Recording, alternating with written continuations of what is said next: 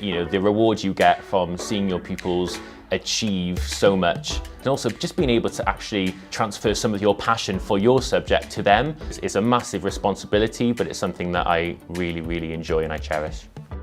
My name is Daniel Cullinane and I am a Welsh Baccalaureate teacher here at Baseg School in Newport. I feel the main features of the Professional Learning Passport is most importantly that it allows you to reflect and share your learning experiences. I feel like in your NQT year, you meet a lot of different challenges, different needs, different experiences. It allows you to actually reflect on those experiences and create an actual writing document where you can actually share your experience with that and how it affected you and how it improved your practice. It's fully accessible, so I normally use it during free periods here in school. I use it at home as well, and I found that really helpful.